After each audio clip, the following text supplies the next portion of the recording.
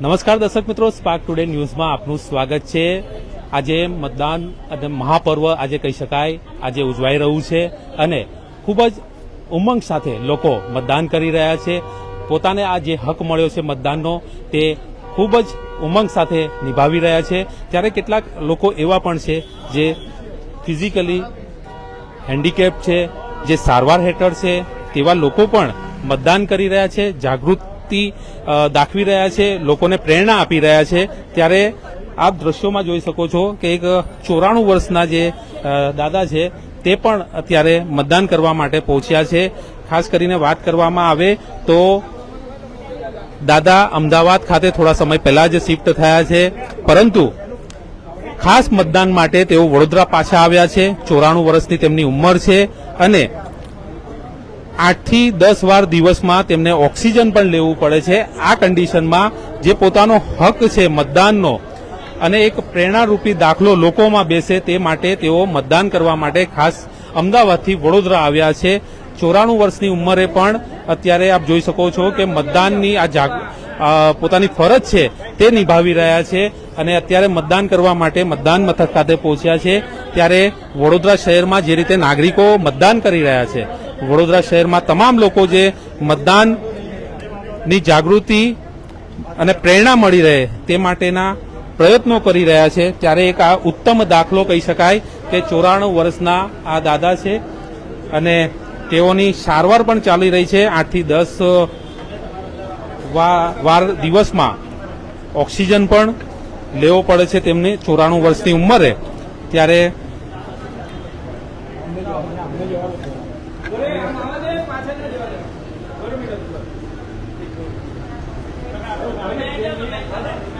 મતદાન કરવા માટે જ્યારે પહોંચ્યા છે મતદાન મથકે અને એક નાગરિકોને એક પ્રેરણા પૂરી પાડી રહ્યા છે।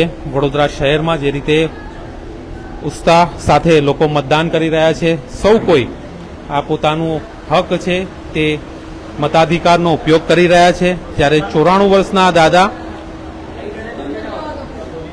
પોતાને આજનો દિવસ મળ્યો છે મતદાન કરવાનો, પોતાનો હક જે મળ્યો છે જનપ્રતિનિધિને ચૂંટવાનો, ત્યારે મતદાન મથક ખાતે આવ્યા છે। ખાસ પોતાના જે દીકરા છે તે અમદાવાદ ખાતે રહે છે, થોડા સમય પહેલા જ તેઓ શિફ્ટ થયા છે, પરંતુ ખાસ આજે આ મતદાનનું મહાપર્વ હોય તેને ઉજવવા માટે, લોકોને એક દાખલો આપવા માટે અને પોતાની ફરજ ન ચૂકાય તે માટે ખાસ આવ્યા છે વડોદરા ખાતે અને અહીંયા અલકાપુરી ખાતે તેઓ મતદાન કરી રહ્યા છે। એટલે કહી શકાય કે આજે આપણને એક હક મળેલો છે મતાધિકારનો અને એક પ્રતિનિધિ ચૂનવાનો, ત્યારે આ પ્રકારનો એક મેસેજ પણ સૌ કોઈએ લેવો જોઈએ અને સૌ કોઈ વચ્ચે વહેંચવો પણ જોઈએ। કેમ કે ઘણા લોકો વાતો કરતા હોય છે, સરકાર પ્રત્યે વાતો કરતા હોય છે, પોતાના વિસ્તારના પ્રશ્નો વિશે વાતો કરતા હોય છે, પરંતુ વાતોથી નહીં મતદાનથી આજે આપણને હક મળ્યો છે અને સરકાર ચૂંટવાનો, પ્રતિનિધિ ચૂંટવાનો, ત્યારે મતદાન કરીને ખાસ કરીને આ હકથી આપણે સરકાર બનાવી પણ શકીએ છીએ। ત્યારે સૌ કોઈએ મતદાન કરવું જોઈએ, પોતાનો હક જે મળ્યો છે તેનું પૂર્ણપણે પાલન પણ કરવું જોઈએ। ત્યારે અત્યારે સૌ કોઈ નાગરિકો ખાસ કરીને વડોદરામાં અત્યારે જે મતદાન કરી રહ્યા છે, સૌ કોઈ 18 વર્ષથી ઉપરના જે ઉમેદવાર જે મતદારો છે, મહિલા સહિત તમામ લોકો મતદાન કરી રહ્યા છે અને અત્યારે અલકાપુરી ખાતે આજે 94 વર્ષના જે દાદા છે ખાસ અમદાવાદથી આવી અને અત્યારે મતદાનમાં જોડાયા છે। ત્યારે એક પ્રેરણારૂપી દાખલો અને સૌ કોઈએ આની નોંધ લેવી જોઈએ અને મતદાન અવશ્ય કરવું જોઈએ।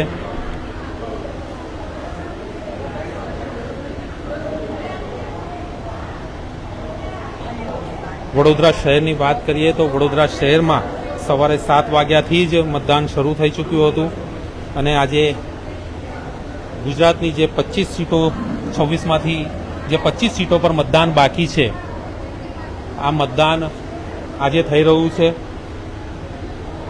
અને લોકો આ મતદાનના જે મહાપર્વને માણી પર રહ્યા છે, ત્યારે વડોદરા શહેરની વાત કરવામાં આવે તો 1803 મતદાન મથકો પર મતદાન થઈ રહ્યું છે અને લગભગ 19 લાખ ઉપર મતદાતાઓ અત્યારે મત આપશે. ત્યારે વડોદરા શહેરની વાત કરવામાં આવે તો વડોદરા શહેરમાં તમામ જે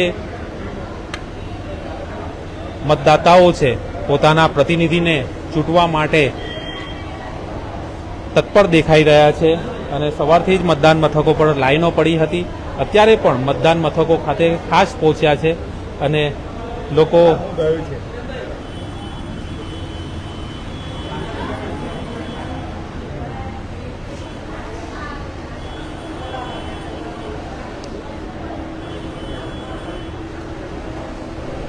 જે રીતે મતદાન કરવામાં આવી રહ્યું છે, લોકો માટે પ્રેરણા મળે, એક દાખલો બેસે, તે પ્રકારના પણ કિસ્સા સામે આવે છે. મતદાન જ્યારે હોય ત્યારે આ એક દાદા જે છે 94 વર્ષની વયે પોતે મતદાન કર્યું છે.